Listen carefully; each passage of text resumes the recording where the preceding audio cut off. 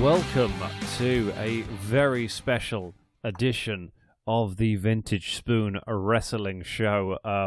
Ross is away on a holiday. He's in Dorset, so we decided to do something special this time round. And so I am joined by the reigning, defending, undefeated, and kind of disputed Her Majesty of Great Britain champion, vintage Benjamin Shelley. How you doing, man? Yeah, really well. Still champ, as you said. You got a strap. You got a title. You're like proper heavyweight champion. Hey, easy with the heavy. Middleweight. Cruiserweight classic. You're. If we're honest, you did lose. How many times have you defended your belt? Once, and and did you win that match? Well, that's not important. What is important is that none of the lower classes got to win the belt. Yes, which is more important. You still have the belt. That's what's important. We'll talk about the belt a little bit later on, because I think it's just the craziest thing. It's just fantastic. So what we thought we would do for this episode, because it's just the two of us, the interesting thing that kind of got us to start recording this thing, of course, is that, Ben, you became a professional wrestler. Ben and I have known each other for years and years and years, back from when we were kids, watching old bootleg ECW and CZW and stuff. It's over 20 years by my calculations that we've known each other. It's a long time, isn't it? We used to. I remember you used to call me up and be like, "Oh, I've got this bootleg DVD. A guy breaks his arm. You could see the bone," which is just the most exciting thing in the world. And we went to wrestling school when we were like 17 in Sittingbourne, the old NWA Hammerlock Wrestling School, which is where the name of the podcast comes from, because they called me Spoonbender. They gave me that as my wrestling name. I was really bad at it and got injured straight away. And just wasn't very good. You were quite good, but now years later, you've gone back. I think you're kind of underselling yourself a bit, because I don't think I was actually better than you, and actually I got injured as well, didn't I? We've got hurt quite a bit. We were. Our parents were rightly unhappy with us going to this wrestling school. It was stupidly dangerous. But yeah, years later, you are now working as a professional wrestler on the British independent scene, which is just the most exciting thing. The fact that you have a championship belt, self-professed or otherwise, as it goes, to me is just the coolest thing in the world. So I thought what we would do for this episode is we would have a bit of a chat about sort of British wrestling and about your experiences of working on the British wrestling scene, what it's like, and try and give people an idea of what it's like to be a worker on the scene at the moment, and what is a really exciting time, I think, in British wrestling and in wrestling in general. I don't know how, behind the curtain and stuff you want to go on anything, so, if you don't want to talk about stuff, that's fine, but I don't want to give away the business. There is a good chance I might kill the business. So it's kind of like a After Dark special this episode, isn't it? We'll see how it goes. It is. It's like it's like one of these kind of things you watch in the middle of the night on BBC 4 or something like that, but about hitting people with chairs. I think I think the caveat is that this is just my experience, and a lot of the answers to the questions you may or may not ask will just be my opinion or my take or my experience, which might not be the same as other people who are in the business. And it's such a subjective business as well, and people call it an art because, and even what wrestling is, there's massive discrepancies between the guys who are in the business. Some people call it a sport, some people call it entertainment, but most people call it an art, because then they don't actually have to clearly define what it is, because it's what you make of it, much like you do with an art form or a painting or a sculpture, for example. I think it's a bit pretentious, but I think because I call it wrestling. I call wrestling sports entertainment because that's what I grew up knowing it as. Yeah, and I suppose it's sort of there's different styles to it, and the way people work are maybe defined in a different way. I know it's I'm watching a lot of old 90s WCW at the moment, and very early on, it's a real distinct thing that Jim Ross, back when he works for them, makes a point of saying that they are professional wrestlers. They're not sports entertainers, which is the phrase that's starting to grow up, over in the competition. So there's lots of different ways of looking at it. I know people sort of define it like that. I think it's cool that you sort of don't define it quite as much as other people maybe. Sort of, it's what fits the character. Well, let's start off by talking about giving an idea of sort of where you sit within all of this. So, who are you on the British wrestling scene? Tell us a little bit about Vintage Benjamin Shelly. How did you come up with the idea? So, if I was being really self-critical, I'd say pretty much I am a nobody or very low down the pecking order on the wrestling scene. So I train quite regularly. I try and train at least twice a week if I can. And then I'm trying to do shows at least twice a month, sometimes 3 times a month, depending on how it goes. And we'll obviously talk about that later. I tend to be quite local. So obviously I'm based in Northampton. And then I regularly work in Milton Keynes, Northampton, and Leighton Buzzard at the moment. So that there's like 3 main promotions I'm working for, and that's where they're based. Mm-hmm. Previously, when I've worked for promotions, I've gone as far as, I think Norwich is probably the furthest from home I've worked. Okay. But Peterborough, I've done quite a few shows in Peterborough as well previously. Not done London, but then there's very few promotions that run London. It's probably similar to comedy, really. There's kind of a London circuit and a London kind of scene, and then a rest of the country sort of circuit for these kind of bookings. In terms of sort of your work, you work as a heel. You are Vintage Benjamin Shelly. So you're like an English gentleman, aren't you? You're kind of like an old school wrestler. Yeah. So let's go to the origins of vintage. So when I first started training, I'd been trained. So I started back in January 2016. Okay.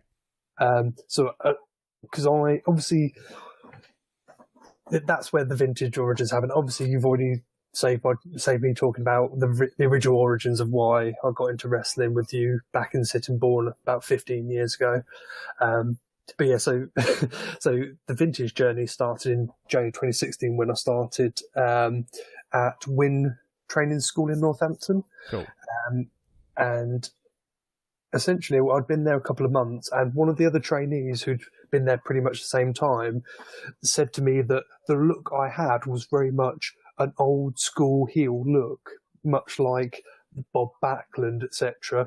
And he and as he was talking, he was starting to envision me what my ring attire would look like, and so he saw me as in like the Bob Backlund get up with like the black trunks, black knee pads, black boots, like very generic look of an old school heel. And he said and also like a world of sport kind of vibe because of my look, because I don't have a traditional athlete physique and some of my facials as well that I was doing as we were practicing. So that was the initial seed of it. And then as I started talking, and so it was when I was training a gentleman called Dean, who's a very lovely guy. He has to be credited with where the creative seed came from. And then I took that and I was like, actually, I can see that working. I quite like that idea. And then as I started discussing it with the trainers, they started to see it as well. And they're like, actually, we can do something with this. And so it grew to be, actually, let's train you to have that kind of style of wrestling. And then originally the idea would be that I'd be called Classic. That was the original that was the original ring name that was kind of in the air to play with. Had I told you that previously? No, you never told me that. Okay. Yeah, so that's the original ring name, Classic. So it was going to be Classic Ben something. Yeah. And then one of the other trainers pointed out, actually, classic doesn't sound very heelish, and they very much saw me as being a heel character. Yeah, definitely. And so they were like, so then vintage came up, and they're like, you could be literally turn around after you've put someone down, and to work the crowd, you'd just be like, vintage, or that's vintage, and it has much more of a heel overtone to it. And then the Shelly was just a play on the fact that it would draw more heat than Shirley would. So I needed a ring name, and it was just a logical progression to get to Shelly from Shirley. Yeah, I can see that. So I'm to say because this will go up on YouTube. I'll put up a picture of like one of your promo shots or something as the still for this, so people could see the look with the ring attire and the I don't know if there's one with your headgear on, which is a brilliant touch because you wear like the sort of ear defender. I don't know what it's called. So there's a story to that as well. Really? Yes, because literally because that's the original origins of where the character came from. And then what happened was, as I was training, we were running the international spots. If you remember, do you remember the international spot? That's the drop down, jump over kind of thing, isn't it? Yeah. Running the ropes. Yeah, but it starts off with a headlock. Okay. And we were practicing it, and one of the guys put me in a headlock, which by my standards now I would think was a bit stiff. Okay. But at the time I didn't know any better, but I think it was a bit of a stiff headlock. And as he was working it, he opened up the back of my ear, and my back of my ear started to bleed. Okay. And it was like, oh, that's a bit odd. Well, and I thought it might be scar tissue from when I used to play rugby, right, on right behind my ear. Didn't think too much of it. And then a couple of weeks later, we were doing the same thing, and again the back of my ear split open. Huh. And so it became a case of, actually, as we were leaving, there was an MMA class going on, and one of the MMA guys had on that kind of headgear, not like traditional wrestling, or more of an MMA style. And then one of the trainers said, actually, we could get you in one of those, but we'll do it as a wrestling one, and it could be more of a gimmick thing. Nice. Oh, so it started as a real thing, and then it's become the gimmick. That's brilliant. Mm-hmm. Oh, I love that. But then, as I said, I don't think I actually do need it when I'm wrestling, because, as I said, nowadays I think that headlock was a bit stiff. Ah, okay. I think he was a bit too stiff when he was working the headlock, and he could have been a bit looser with it. I think it's a wonderful character to have, sort of given the background that you first had as wrestling, because the NWA school in Sittingbourne was such classic British wrestling. You know, they used to say to us, we don't want you doing any of that flippy stuff that the Americans do. You know, they were all about proper like groundwork, old school spots, like the kick in the rope and like the sort of stuff that you do in your matches now. Was very much their bread and butter. People like John Ryan, and you know, they love that sort of stuff. Exactly, and don't throw any strikes either, because they look fake as hell. So we were taught not to throw any strikes as well. That's yes. What was that? What was the thing you told me the other day? The thing about convincing people it's not real. It blew my mind. Right, time to call the business. You don't have to give it away if you don't want to. Let's save it for later. See if I'm. No, that's fine. We might finish with it, maybe. But you're right. Yeah, strikes don't. Yes, strikes look weird. So, and a really good example is Zack Sabre Jr., because obviously he is a graduate of Hammerlock, and he hardly throws any strikes. He throws kicks. Yeah, he does that. He doesn't throw any punches. He does forearms, but no punches. Of course. And like British guys are the only ones who like work the fingers and things like Pete Dunne is famous for, obviously now. But that was the sort of wrestling that we were seeing all the time when we were training. Was all that kind of style. And the other thing is, that's 15 years ago as well. That's before we had the indie scene with all the flippy stuff came in, which is pretty much bread and butter now. And we're now at that point, as you're saying, the likes of Pete Dunne, who are actually now reinvigorating the stuff we were learning 15 years ago, saying, well, actually, we need to hold on to this, because this is what makes us unique. It's not the flippy stuff. We can do the flippy stuff, the likes of Will Ospreay, for example. We can do it, but that's not what we're known for. do what we're known for, but do it in a way that actually people will keep interested. Nice. So how did you? What was the thought process? Did you just kind of decide one day I'm going to go back to being a wrestler, or because it was sort of a fun thing we did when we were younger and then put aside? What kind of made you decide you wanted to give it another crack? Well, the thing is, it was, I don't know if it was kind of like a midlife crisis. It probably is. But essentially it got to a point where my daughter had come along. I was really out of shape. I was overweight. And it got to the point where actually I thought I need to do something about my general fitness and health. And likewise, when I became a father, it was a case of, it's not just me anymore or the wife. It's actually, I've actually got a child now, and I need to think, am I going to be here in 20 years? And it's again, sorry, we're taking quite a serious, quite a serious turn on this, but it's a mixture of the fact that actually I want to make sure that I'm in good health now. Yeah. And the second thing is I want to make sure that I'm still around. Sure. In the future, so I can, so she still has a father. And presumably it's a great way to get in shape. Like, how often do you train alongside? Like, do you go to the gym as well as doing your in-ring training? So I do my gym stuff at home. Okay. Just because it fits quite nicely. Because if I go out of a night to go to the gym, it's more time away from home. Sure. So I just prefer to do it out in my garden, basically. Because you're in fantastic shape. Like, I remember it was just hilarious seeing you when we hadn't seen each other for a few years, and you're huge compared to sort of how I remember, but like in a kind of tough way, not in a kind of overweight way, but like, so it's obviously working. So let's go back to like talking about the day-to-day stuff. So you work in indie shows, like you said, mostly around Northampton sort of area. How do you, like, on a really basic level, how do you get bookings? How do you get on a card once you've been trained a bit? So nowadays it's very different to how it was, say, even as far back as 10 years ago, because nowadays most promotions also have a wrestling school attached to them as well, because it's a nice stable income in order to keep promotions going, so they're not worrying about using shows to keep them afloat. So there's also the altruistic point as well, whereby you're actually creating more wrestlers and making the business grow, especially in this time where there's a demand for it.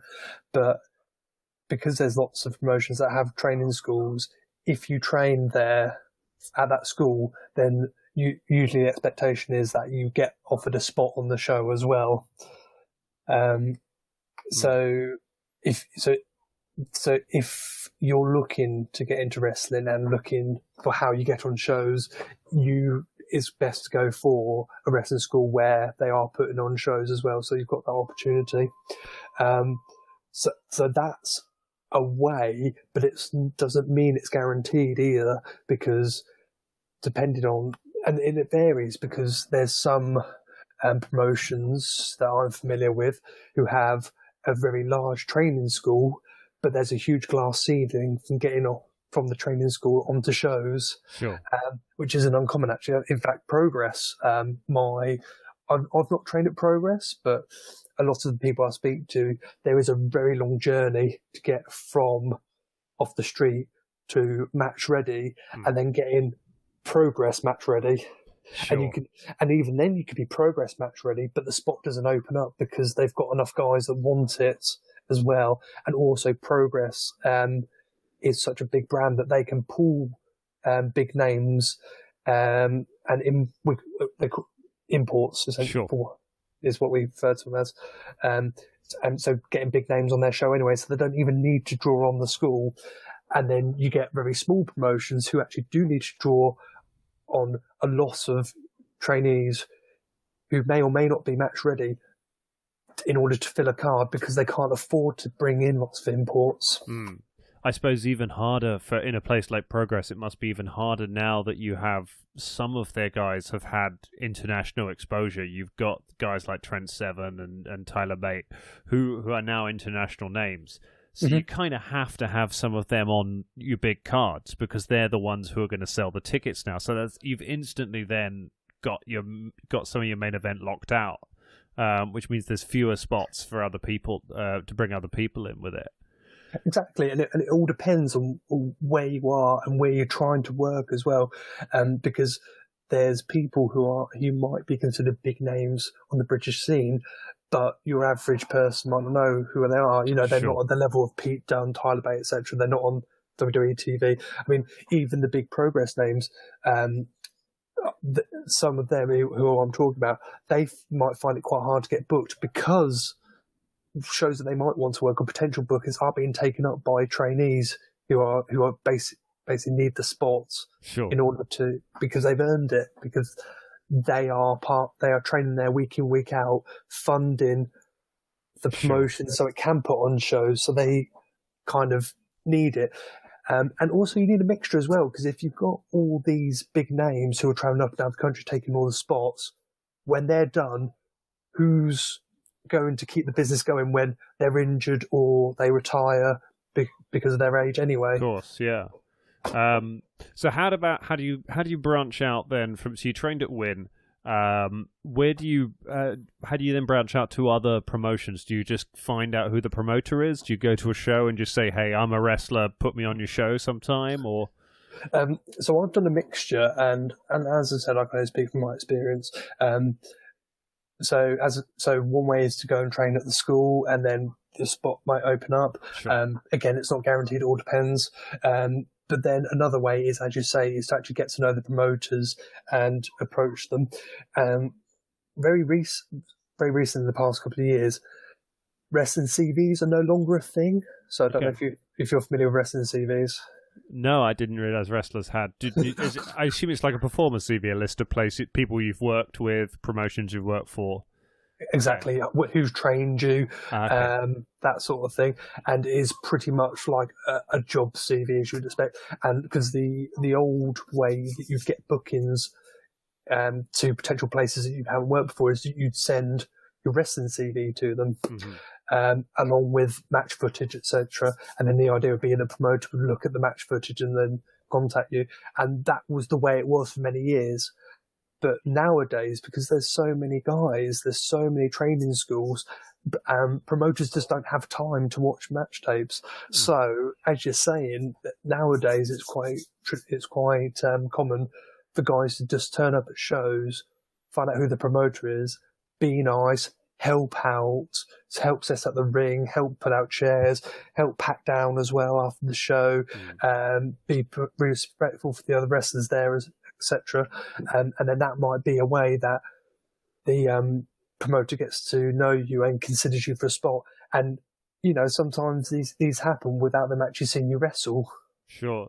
Just like, is social media important these days? Like, is a promoter likely to say, "Hey, you've got a lot of followers on Instagram. Those are people that might come to my show. I'll book you." Or is that something that's still not such a thing in sort of regionals? Not such a thing, but the thing is, if you're at the point where you've got so many Instagram followers or you've got such a presence on Facebook or Twitter, the promoter's likely to have heard of you. That's true. If the promoter's heard of you already when you're going to see them, you're pretty much guaranteed to get a spot on the show, because it's all about... I was speaking to a promoter the other day, and he was talking about the idea of an attraction. He's looking to get guys on his shows who can act as an attraction to get people to come. They don't necessarily have to be a name, but if they've got that something that means that people might want to come and see them, if they've got a strong gimmick or they're willing to work a particular match which crowds might want to come and see, that's another way to get the spot on the show. Sure. And that goes from the bottom right up to the top. We talk on the regular show a lot about Cena getting booked for matches that it makes no sense in, but it makes business sense because he's a draw. It's that's the business from top to bottom is the guys who draw get the spots, or the guys who couldn't be made to draw, I guess. And speaking from personal experience, I mean, and I've done that. So I've had had a contact to a promoter by another worker. So another worker's told me about who the promoter is. They've got a spot in the show, and I've gone with them. And then obviously with my gear as well. Because the other thing is, you always take your gear when you're going to a potential show where you've not got a spot, but you're looking to possibly get a spot. Guys get injured, etc. So the spot might open up that night, and so you always take your gear with you. Yeah. So sometimes you'll get 2 or 3 workers who are on the show. They need a driver because for whatever reason they don't drive or can't drive or don't have a car. So they'll say to the driver, "Look, we'll sort out your petrol money for you. Can you drive me? Bring your gear, because while you're there, we know you can work. We'll put in a word for you. If the spot opens up, then you're on the show as well." I see. Interesting. So going back to this story, so I'd gone with a worker who knew the promoter, knew the promotion and the show, and thought, actually, you'd be a good fit here. Come with me. We can see if a spot can open up. Maybe not on this show, but as I said, bring your gear. And if it doesn't happen this show, maybe it happens on the next show. If you do those sorts of things like you can help out with setup, pack down, respectful to the other workers, shake everyone's hand, that sort of thing. Sure. The issue I had with this particular promotion was that the promoter felt my gimmick was very similar to another guy on the show. Okay. Although, I mean, from my point of view, it wasn't, and from the other worker, my friend, he thought they were quite different as well, and he said, actually, I think they're quite different because this other gimmick was like a genius character. Right. Okay. I can see the thinking, but yeah, that's quite different. But it draws very similar heat, Sure. and because it draws very similar heat, it puts the promoter on straight away, especially because the genius guy who's already there is one of his boys, very loyal, always worked with him for a long time. He doesn't want a new guy coming in and then ruining his established guy. Sure. And that was another problem. But ironically, it's not the first time it's happened either, because I went to another show. I don't particularly want to say where, but I went to another show. I got a spot on the card, wrestled that show, and the issue how I had was that I was drawing a lot of heat, but the problem was a lot of the boys felt that the heat I was drawing was very similar to the heat that another established guy who was already on the card, who does like a royalty character like Jerry the King Lawler. Sure. And they felt that I was very similar to that, so there was kind of pressure on me to kind of change my gimmick. Yeah. So that I wasn't too similar. I mean, just simple things like our music was too similar as well. Yeah. So I had to struggle to find new entrance music as well. And then I was like, I can't find anything that's so different, because we both have classical music as our entrance music. Sure. Because it's a very specific kind of heat that you work with, isn't it? You're kind of you're almost like a panto villain kind of thing. Kids hate you. The parents kind of think it's quite funny. You know, a lot of the time you'll see sort of parents shouting vintage along with you for bits. You're kind of like this. I think you're kind of like this one. The adults know you're the villain and enjoy that. The kids go nuts and hate you and chase you around the ring. And it's that very big, but I can see how if there's someone else on the card who does a similar thing, it's a very specific kind of heat. And it comes back to the whole point about attractions. And if you've got 2 guys who are very similar, sure, people are going to get turned off by that or they're not going to stay to watch the other guy because they've already seen it in the first half. Yeah, you have to form a tag team, man. Vintage strong style. I did put it to the promoter actually to say, look, I think there's something here. I think we can really make a tag team, because this guy who did the royalty gimmick has always been a singles guy. Like for the last 3 or 4 years that he's been working for that promotion, he's always been a singles guy. So personally, if I was him, I wouldn't mind working in a tag team, and I thought it would have been exciting for him. And it also, and you know how wrestling works. If we're in a tag team, there's always the opportunity for one guy to turn, and it creates a story. Yeah. And, it's just basic 101 storytelling in wrestling. There's a lot of very easy very good storytelling that you can do with characters like that, in that, with two high status genius characters in a team together, you're not going to get on with each other. There's some great bickering that can happen. It's just, it works. It's a natural kind of fit for it. And there's another. So, and then, long story short, with that one, the promoter just wasn't into it. It was another established guy. Sure. He wanted to protect and didn't want to take the risk on teaming in with me, basically. So I kind of just drifted away from that promotion. I was like, you know what, I'll just stick to the places where I get to do my thing and get to be the character I want to be. And I'm happy with the level of booking I get at the moment, and it keeps me busy enough. And then one more story. Okay. It's kind of related before we move on. There was another guy in another promotion, and he was doing a teacher gimmick. Mm-hmm. And he was kind of intellectual, but it was a bit more, a bit more reserved. But so he was just more of a teacher, but Sure. he would draw the heat of I'm smarter than you because I'm well educated. Right. And Okay. so I was going to team with him, and we were going to be the intellectuals. Nice. Which is really sweet. And when we were training together, we'd cut promos together as well, and it was really looking like we were going to be a really strong team.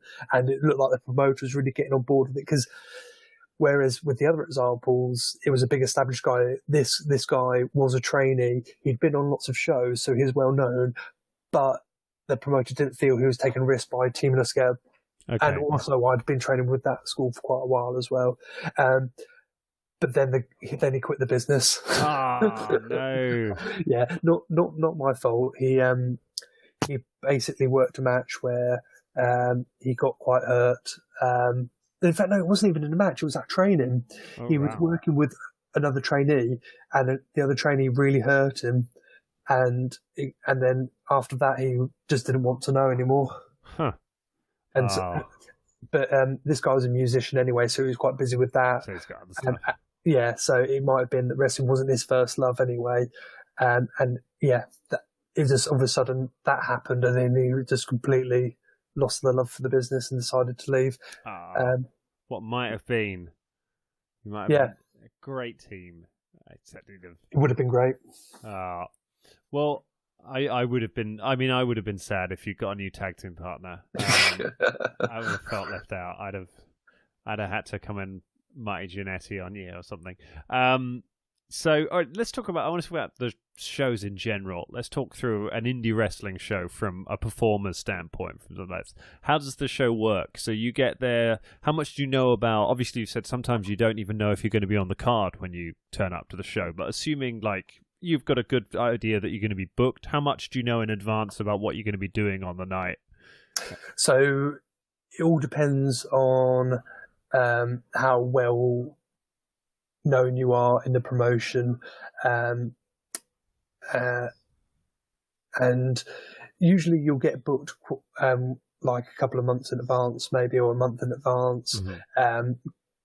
Or you might get, if there's a particular promotion you're quite heavily aligned to, you might get the whole dates for the whole year, to try and keep free in your calendar, because I've got a wrestling calendar as well, like a lot of guys do, so that you're not taking bookings when you've already got a booking. So sure. I do all mine on Google Calendars, so I can just look it at my phone. Likewise, I put work stuff in there as well. So if I'm away on business, I know if I can't make training, or if I know that I won't be able to make a particular show. Likewise, I've got a bunch of exams coming up in June, so I had to turn down potential booking in June because I knew I was going to be revising for these exams. Sure. And also for Paul, shout out to Paul and Paul's cat. Hey, Paul and Paul's cat.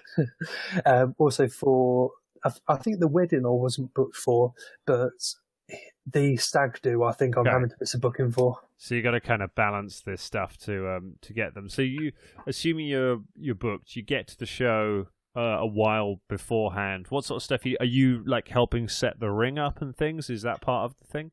So there's a lot of this whole idea of paying dues in the wrestling business, whereby if you're new, you're expected to show respect to the rest of the guys, but also to help out and even do more if you're not known or if you're not a big name. So the idea is you get there early, help set up the ring. It's very much the unspoken law that you help set up the ring and you get there early. If you're a bigger name, you can get away with it because you're a bigger name, you get paid more money. You know, you don't have to do anything because the idea is you did that when you were training or when you were new into the business. You did that. So the idea is you get there early, set up, you also put out chairs, and you pretty much just help out where you need to. If it's sound, if it putting reservations down on seats, putting chairs out. Some guys might want to set up merch as well, and it varies drastically. I mean, I'm telling you pretty much in generic terms what goes on, but it varies wildly between promotions. Some promoters will let you sell your own merchandise, in which case they'll let you set up your own merch table, and then you can sell your merch while the punters are waiting to come in, for example. Nice. But then some promoters like to take a cut if you want to do that, and some promoters just don't let you sell your merch at all because they're selling merch and they don't want you. They don't want people spending money on your merch when they could be buying stuff that goes straight into the promoter's pocket. So you so the punters are in. Maybe you sold your merch. At this point, how much do you know about your match by this point usually? So usually, from my experience, 90% of the time, 95% of the time, I know a couple of weeks in advance who I'm working, or what the match is. If it's not a singles, then what the match is. If there's a gimmick, then you probably know ahead of time. Usually, you don't know the finish of the match until the actual day itself. Okay. Sometimes you might know in advance, but you take that with a pinch of salt because you only go by what you're told on the day. Sure. Because that's what matters. And you'll like sit with the other workers or the other guy that you're working with and plan the match out like on the night backstage, or do you speak beforehand to plan the thing? Usually, the usual thing is that you do it on the day. Cool. Either if you're lucky, a few hours before your match. If you're unlucky, 20 minutes. Yeah. If you're even unlucky than that, it might be 5 minutes. But usually it's a couple of hours, depend on when you both get there. And as I said, it varies by promotion. At least you're told the finish. Some promoters will micromanage to say exactly what they want in the match. Some will give you an idea. Some will say, you got free reign, but here's the finish. Sure. And like, obviously it must be something I found really interesting talking to you about the structures and watching recordings of some of the matches you've done is how different a British indie match is in terms of structure and in terms of the storytelling. Can you talk a bit about how you put a match together with that when the audience probably have never seen you before and probably don't know like the story about these characters beforehand, so you've got to get across everything about who you guys are right then and there for them. Does that make it at all different to like how you imagine it would be on a TV show, obviously, when everyone knows who Seth Rollins is and everyone knows what these two's relationship are? It's new every time. That's a really good question. Again, it varies drastically by promotions. Most promotions won't tell stories from show to show. If you want to tell storylines, you need to be having shows every month because anything longer than every month, and it's really difficult to tell stories or tell more than one story as well, because you might be able to tell a big overarching story over a couple of months, over like a 2-month interval. But in order to have more than one story or more intricate stories, then you need to be having regular shows so you've got the same crowd that are coming and know you. But regardless of where you work, and even if you think it's a place where everyone knows you, you always go out there and treat it as if they don't know you, or you should anyway. You should always go out. And like you say, the entrance is really important on these shows because the crowd doesn't know what they're supposed to do. A, they might not know what they're supposed to do because they're not wrestling fans, or B, they know they have to either boo or cheer you, but you need to make it clear which one they need to do. Yeah. You seem to. That's something I noticed. You get you seem to get people booing straight away. I mean, obviously there's difference in your music helps that you have sort of heel music, and the babyface or run.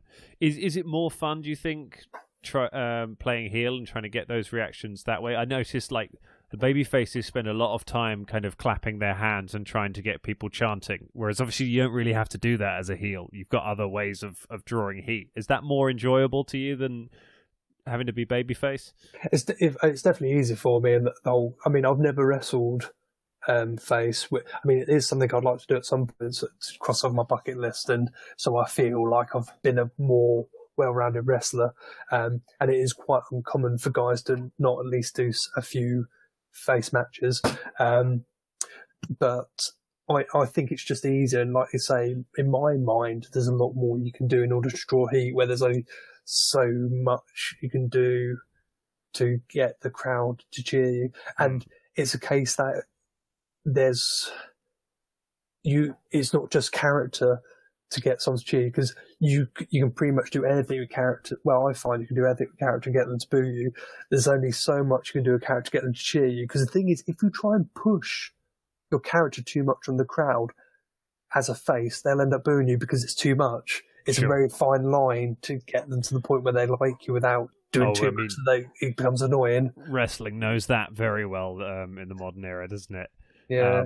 What's a good feeling for you then? When you finish a match, what kind of reaction do you want from a crowd? What makes you feel like you've done a good job?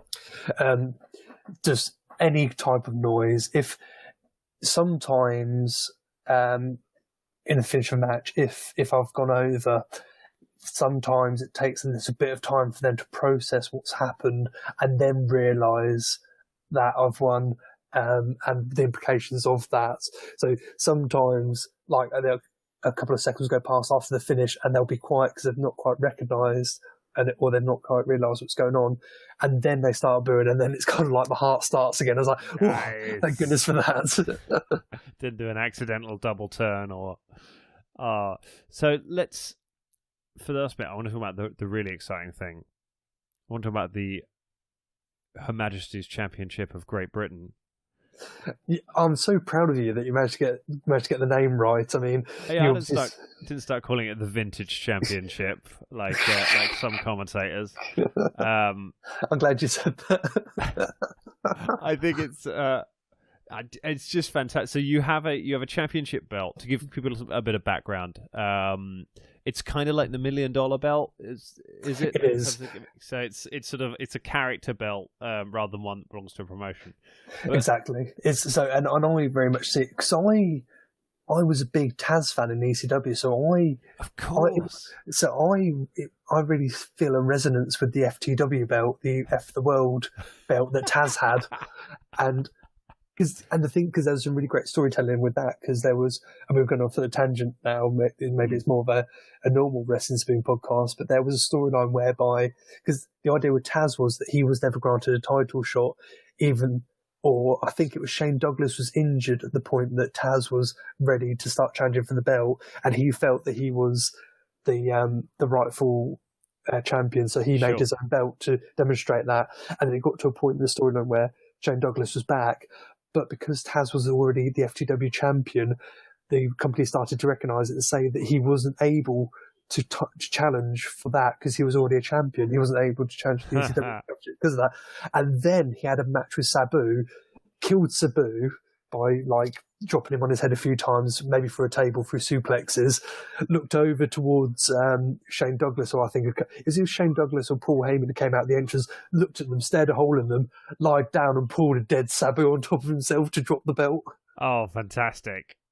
I love that the vintage, Her Majesty's Championship of Great Britain is part of the same lineage as the FTW Championship. That's wonderful. So whose idea was it? Was it your idea, or did somebody give you the idea to do it? Right. So again, this one's a bit of a sad story. Okay.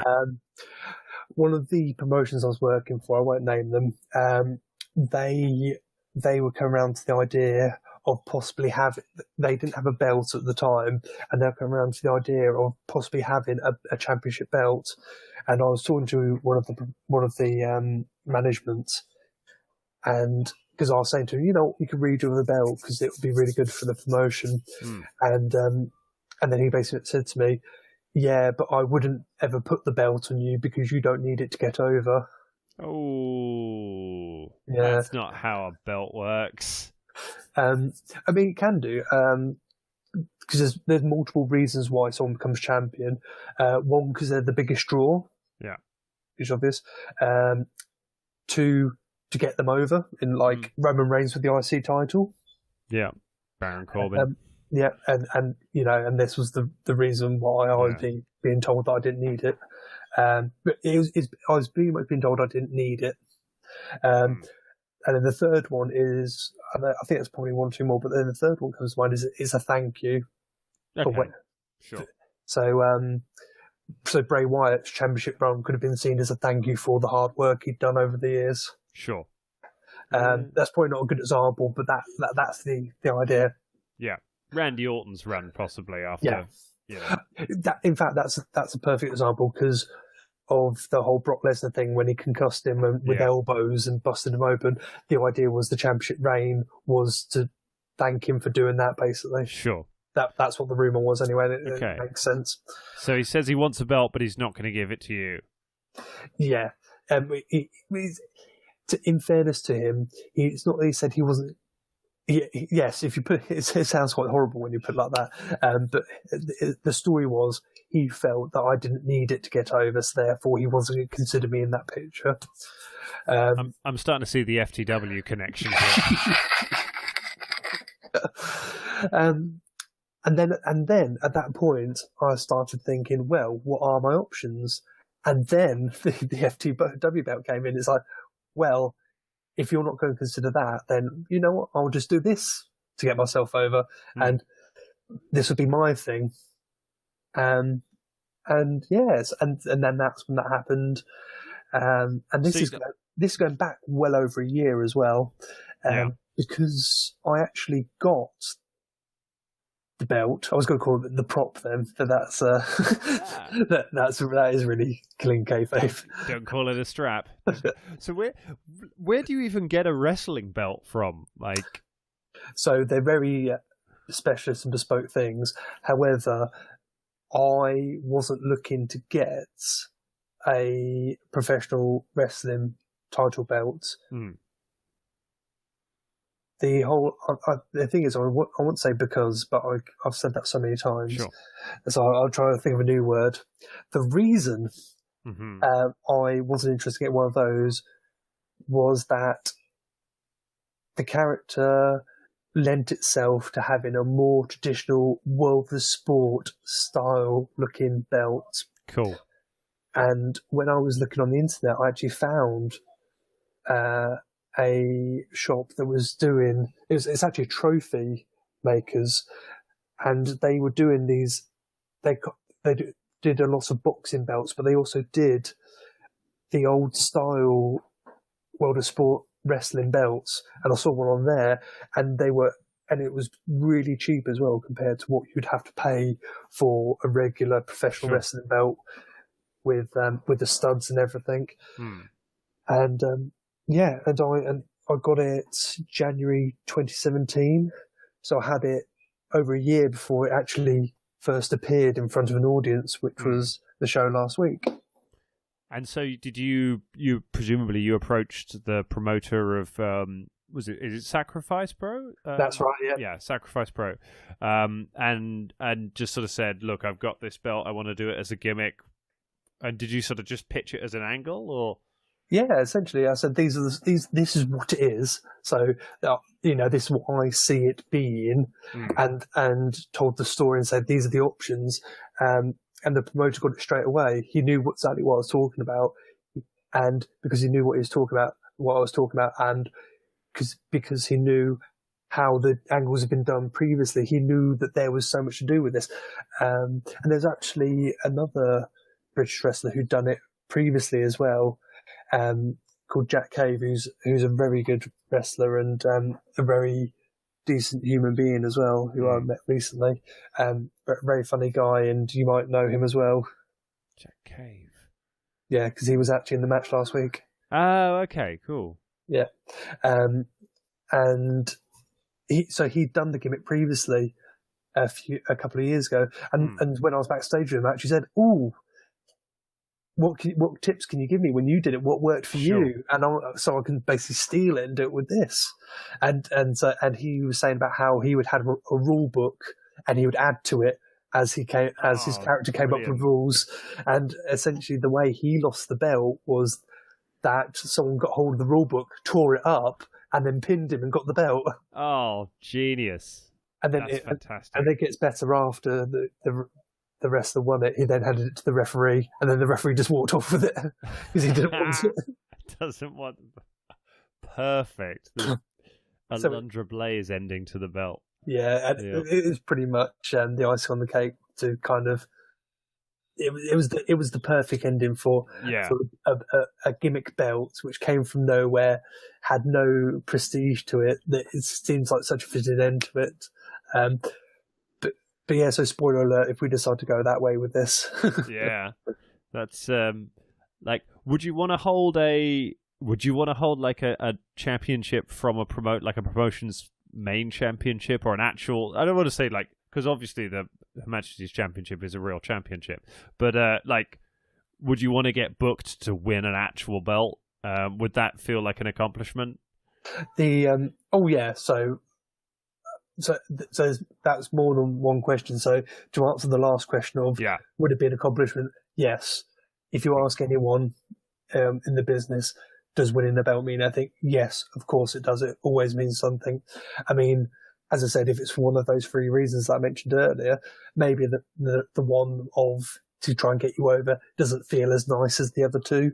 But if it's a thank you, or if it's a case that you've won it because you're the biggest draw, face or heel, or you're seen as the top guy, or it makes sense to the crowd that you win it, then yes, it feels like an accomplishment. And for that reason, obviously, at some point, it would be nice if it happens to me. Yeah. However, at this point in time, as if I can get the HM belt over, if I can get this gimmick belt doing something, because now it's just started, and I'm really thankful that Sacrifice Guys decided to go for it and make it a thing, because now there's the opportunity for other promotions to use it as well and see actually there's an attraction here.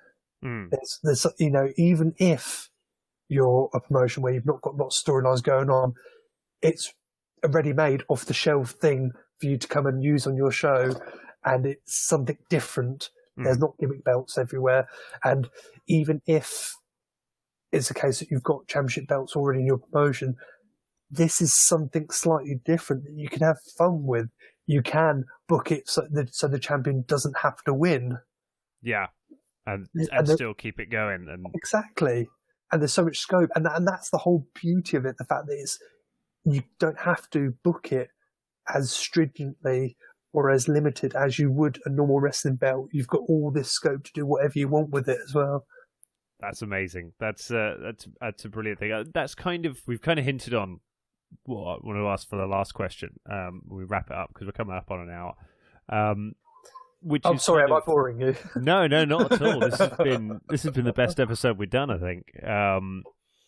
We'll do a follow up with where we'll talk about me and Ross's wrestling experience. You can interview us about our, because Ross has trained at Progress. Has he really? He did for I think it was a birthday party or a stag do. They paid one of the guys from Progress some money, and he slammed them for a few hours. I need to find out who it is. I know.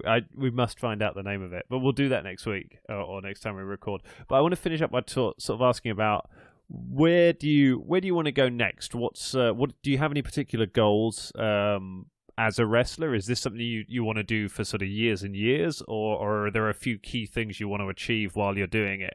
Is there anyone you want to work with, perhaps? So, let me answer the last one. Let's do. Okay, all right. Who do you want to work with? Yeah, I want to answer that one because I'm scared that we might forget to answer that question. Okay. So I would. This is going to make you laugh, I think, because I don't know if you know the answer to this question already. I could guess. What do you reckon? What is No, it? go on. You guess first. Guess who it is. I'm at the top of my list of people I'd love to work. I think you'd like to work John Ryan. Yeah, spot on. Excellent. John Ryan is. Tell us about John Ryan. Who is he? So John Ryan was the head trainer of Hammerlock when we were there, and I found out like a year ago that he was still active. He's still taking bookings, but he works very, very occasionally. So it might be a case that he is looking to retire very soon, or he's very difficult to get hold of because he's not taking many bookings. But that would just be perfect for me because when we were back at that age and we were both terrible, and had no hope of ever wrestling, even being on a show ever. Yeah. It seemed like such a faraway dream, but now that it's actually happened, I would love it. I mean, we wouldn't even have to do anything special. It wouldn't even have to be a good match. It was just so I can cross on my bucket list, just to have that closure, because he never rated us. He never thought we would ever do anything. Sure. And he was right. At the time, certainly, yeah. So I think that for me would be perfect. And as I said, wouldn't have to do anything much. I know you probably wouldn't want to do that much anyway, because he's probably beaten up and knackered anyway. Yeah. He does quite a lot of death matches and hardcore matches as well. Or has Seriously, done. Is he like it? Oh my god! You don't fancy another crack at Humongous or Tank? Mr. Intelligence. Mr. Intelligence. Oh, great guy. A good school. Is there anything? So, what do you want to? Where do you see sort of the future for vintage Benjamin Shelly? I mean, if it got to the point where I retired and I hadn't done anything different, I was still doing the same amount of shows, and hadn't had any other significant things happen, I wouldn't be too upset because I'm really enjoying where I am at the moment. But the ultimate goal for me is just to get better. The ultimate goal for me is to get to the point where when I finally hang up my boots, I can look back and say, I wasn't terrible. I was good. Just good. Good would do me, because it is very difficult, and I know that I've got lots of challenges against me. The age I broke in, the fact I'm not athletically gifted, and just various things I've got going against me. The fact that the amount of time I can devote to it. So if I can get to the point at the end where I'm hanging up my boots and say, I was good, I got better, and I got to a stage where I was happy with how good I was, that's the goal for me. Dude, that is fantastic. I think that's a brilliant place to end on. We will, as always, we'll sling a link to your wrestling stuff on the video for this, so people can check out a little bit more of it, and hopefully come and see you live, because it is. I know this is biased because I'm your friend, but I think your matches are fantastic to watch. They're genuinely entertaining, and really different. If you're used to seeing sort of stuff on the TV, to see something that is a throwback to that kind of great era, which is where all of this British wrestling has come from, and a gimmick and a character that is taking that and doing something new with it and doing something entertaining with it. And especially if you've got kids, take your kids to it. They will want to murder Ben. Kids hate him, and I'm not allowed to hit them back, so it's really good. It's so unfair. If only midget wrestling was still a thing.